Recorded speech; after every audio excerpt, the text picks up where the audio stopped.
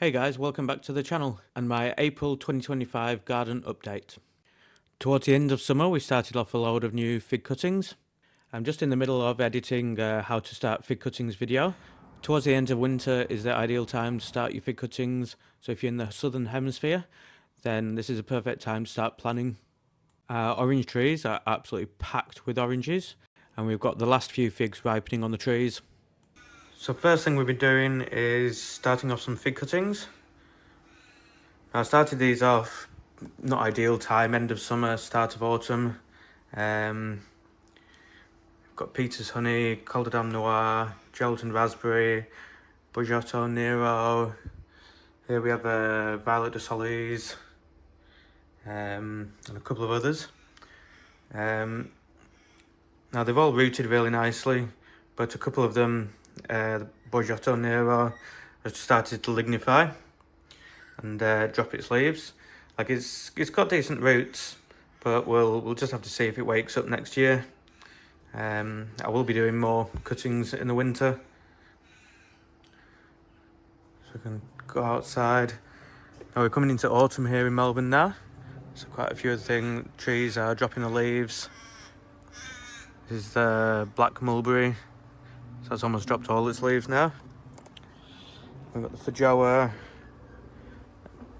and the, what's this one, lemon guava, and a couple of avocados here. It's a shepherd and that's a wort next to it. So I'll take you down here because we have a first barbaco on our little barbaco plant. Check this out. So the barbaco is papaya, suitable for cold climates. It will drop its leaves in Melbourne in the winter, but the fruit will just continue to hang and then ripen next summer. This is a white Adriatic fig. We've had a couple of figs off this. It's just a first year tree, so there's a few more yet to go on it yet. Got a bit sunburnt, so it's a bit late on its crop, but I'm really looking forward to this next year.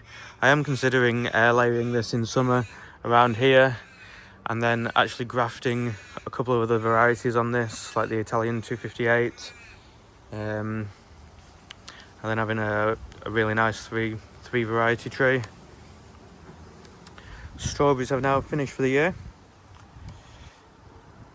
Now we didn't count how many strawberries, like weigh them or anything, but the amount we got from just these two raised beds was incredible. Like a really worthwhile crop to do. This is a Violet de Bordeaux. Got the last couple of figs on here.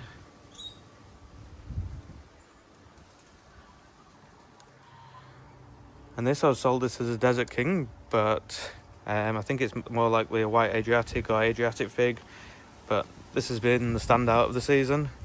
Probably in fact, no, definitely the best fig that I've ever tasted.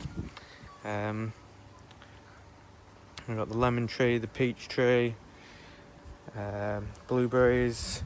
This is, I don't know where the label's gone. There we go. Jelly bean variety. So we've got 3 different varieties of blueberry at the moment, and I'm going to look to get more to try and extend the season out as much as possible. Like this is the panache. All the figs are just sort of like lignifying now and stopping the growth. Now we're coming into autumn. This one's Italian 258. Now I'm unsure with this one what to do with the shape when it comes to pruning. So generally figs, you want a central trunk and then split it off, but you want this a bit higher.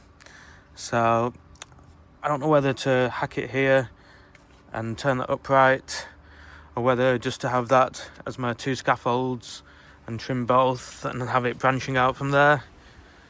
So I'm gonna have to decide in sometime soon. So the Hass avocado here, this has really gone really good. Gotten a lot of growth this year. I'm actually concerned about how I'm going to get this out when I find a property. It's really a nice sized tree now. Just for reference, This house avocado has just not done well, but it probably hasn't had as much sunshine. So I'm going to move that at some point, find another place for it.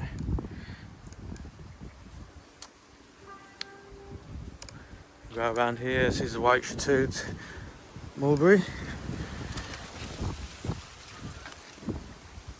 So I've pruned this a couple of times, just trying to start shaping it. Not super happy with, I think it's just going to be a tall tree now. I'd love it to start branching out lower down, but it's not looking like it. And at the back we have the surprise avocado. So it's grown quite a bit as well. And I think I'm going to move these mango seedlings into a warmer location, somewhere down here in front of the house for the start of winter, and then I'll probably move them inside for winter. I've got a couple of these Capri figs.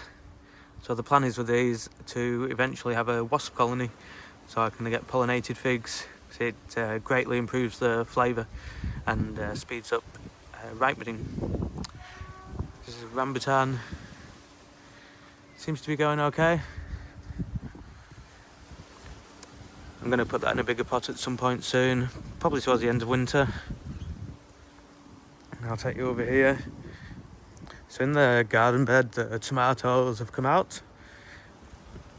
And we've just got a lot of basil in here, so I'm going to do a big pesto soon. And then look to plant in some peas and snow peas. Got a lot of kale, some pak choy, rocket, and lettuce, nasturtiums, and then we've got marigolds as well. The pike white sapote. This is settled in really nicely.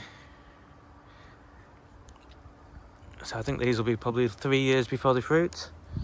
But I'll leave it in this pot for probably 2 years, and then either plant it in ground if I should have a property by then. It's probably going to be end of this year, start of next year, and then a lot of these trees will go in ground. The Adam's Pride fig just starting to lose its leaves. Now this one, when it comes to pruning, I definitely will just take it off both sides here and then let it branch out and create that as my sort of permanent structure.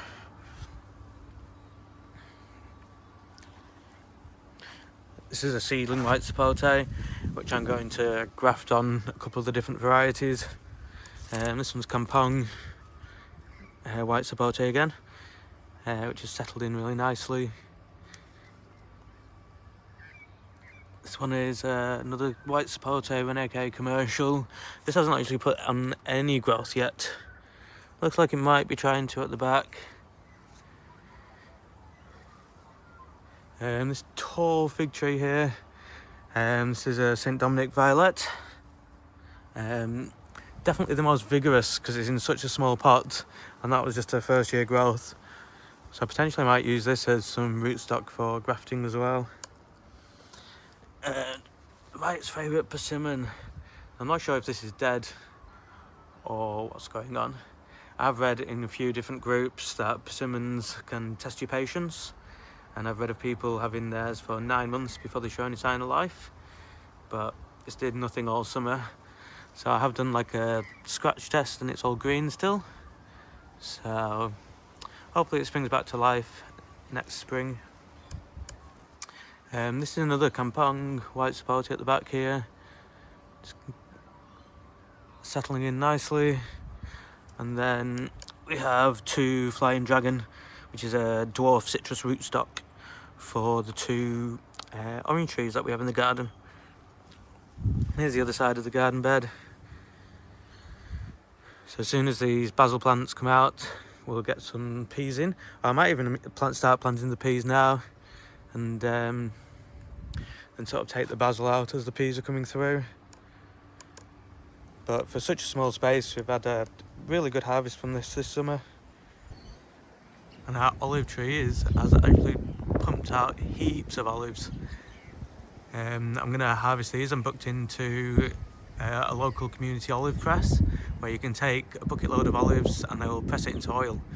So I'm hoping to get about 20 kilograms from this tree, and apparently that will give you around 2 litres of olive oil.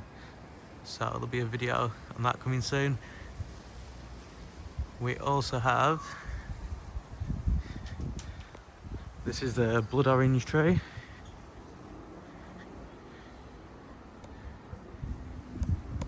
Lots of nice oranges ripening up.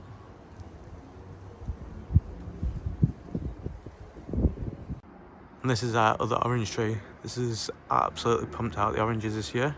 Alright guys, well thanks for watching. We'll have some more videos coming out soon. One of the how to do fig cuttings and another video on the community olive oil press.